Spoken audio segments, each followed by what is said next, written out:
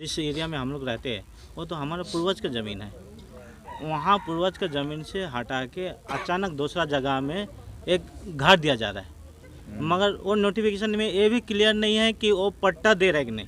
पट्टा दे रहा है तो फिर वो घर को एक्सटेंड करने के लिए अलाउ नहीं कर रहा है। तो किस टाइप का पट्टा है? अगर यदि हम वहाँ दुकान भी करना चाहते हैं तो वो भी अलाउ नहीं है as per notification, government notification. तो ये तो कहीं ना कहीं हमारा जो बागान कार्य करता है, बागान वर्कर के लिए कहीं ना कहीं लॉस है, दिक्कत है।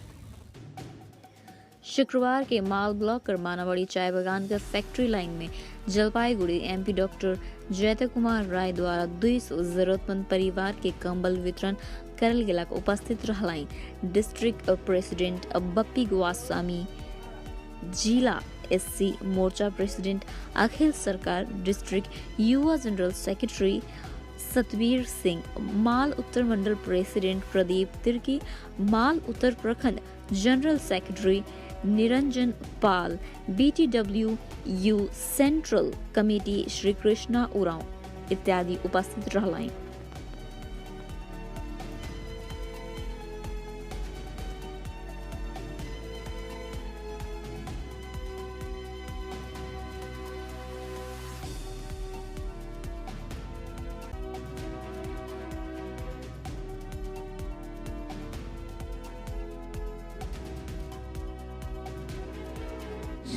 মেইনলি হচ্ছে শীতবস্ত্র তো মানে আছেই, অনেক গরিব মানুষের কাছে তো শীত পোশাক বা শীতের যে কম্বল এগুলো নেই।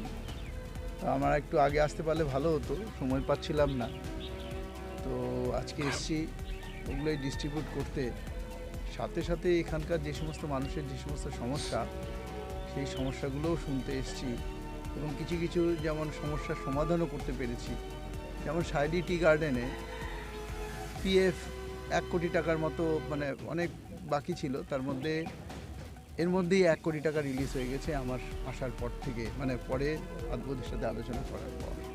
তো এরকম যেগুলো সমস্যা আছে সেগুলো আমরা মানে আমি জানতে চাইছি এবং আমাদের লিডাররা আমাকে নিয়ে এসছে শোনার জন্য এবং কীভাবে সমাধান করার জন্য সে করা যায় সেগুলোর জন্য। একটা জিনিস দেখা যাচ্ছে যে সেবকের যে কন্ডিশন সেতু আছে সেই সেতুর উপর দিয়ে 10 টনের উপর গাড়ি চলাচল বন্ধ করেছে। তারপরও দেখা যাচ্ছে সেই গাড়ির উপর দিকের উপর দিয়ে হেভি লোড গাড়ি যাচ্ছে, বিশেষ করে দামটা কী বলবেন? দেখুন এগুলো যারা করছে এখানে তো আমি তো দেখলাম যে চেকপোস্ট আছে ওখানে এবং সেখানে পুলিশ আছে বসে, রাজ্য সরকার সেটা দেখে।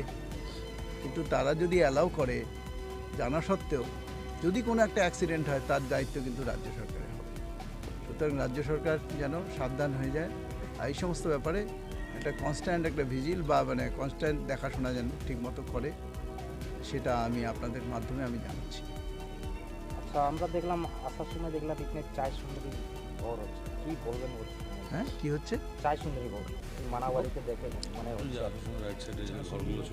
হ্যাঁ, চা সুন্দরী প্রকল্পটা ও চা সুন্দরী প্রকল্প চালু হয়েছে না, ঘর রেডি হয়ে গেছে, কী বলবেন? এটা না আমাকে আরেকটু ভালো করে জানতে হবে, কারণ আমি আজকে ফার্স্ট দেখলাম, তো আমি ডিটেলসটা না জেনে আমি এক্ষুনি বলতে পারবো। চায় সুন্দরীটা বাগানের জন্য কতটুকু ভালো আছে না, আমাকে আগে ওইটাই তো ডিটেলসটা আমাকে জানতে হবে। তবে একটা জিনিস আপনাদের বলি, चाय सुंदरी स्टेट गवर्नमेंट का बागान में जितना भी परमानेंट वर्कर है वो सबको वहाँ शिफ्ट कर रहा है, और उसमें हमारा आदमी का लॉस क्या बोलने से देखिए, ये हमारा जिस एरिया में हम लोग रहते हैं वो तो हमारा पूर्वज का ज़मीन है। वहाँ पूर्वज का ज़मीन से हटा के अचानक दूसरा जगह में एक घर दिया जा रहा है, मगर वो नोटिफिकेशन में ये भी क्लियर नहीं है कि वो पट्टा दे रहा है कि नहीं। पट्टा दे रहा है तो फिर वो घर को एक्सटेंड करने के लिए अलाउ नहीं कर रहा है।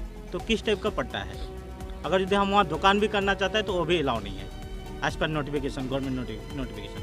तो ये तो कहीं ना कहीं हमारा जो बागान कार्य करता है, बागान वर्कर के लिए कहीं ना कहीं लॉस है, दिक्कत है।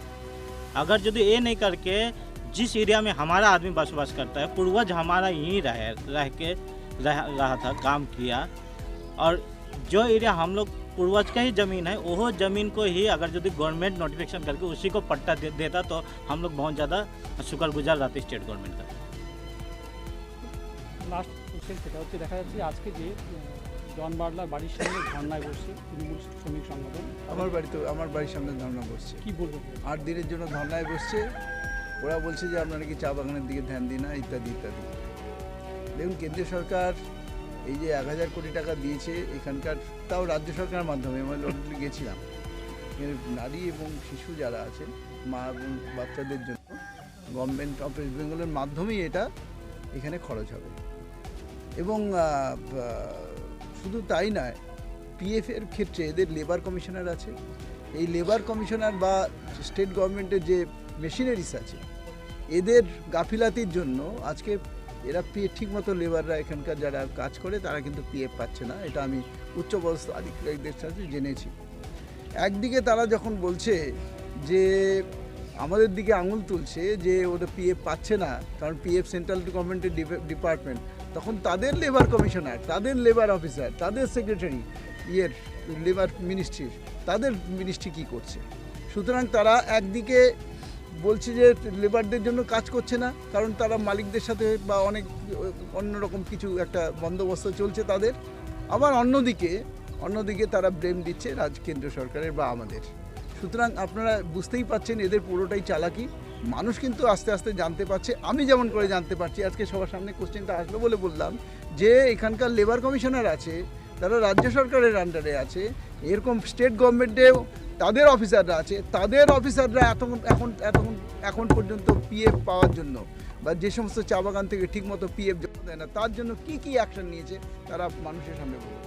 আমি তো পরিষ্কার আজকে বলছি যে এখানে যে লেবার মিনিস্ট্রি যেটা আছে স্টেট গভর্নমেন্টের লেবার মিনিস্ট্রি কি করছে। এটা আইন শৃঙ্খলা বিঘ্নিত হবে না? 10 দিন পর দিতে যাবে। শুনুন, ওরা মানুষ না। দেখুন, আমার ঘরের সামনে আছে তো, আমি বলছি তো, আমাকে ঘেরাও করে রেখেছে তো। যদি 10 দিন ঘেরা রাখে, আর কাজ যদি যেগুলো আমার প্রত্যেক দিন যেগুলো হয়, এত পেশেন্ট বিভিন্ন রকমের মানুষের কাজ, এগুলো যদি না হয় না, ওই মানুষই ওই সমস্ত যারা ধান্দাবাজ লিডার আছে তাদেরকে ওখান থেকে পেটাবে, পিটিয়ে তাড়াবে।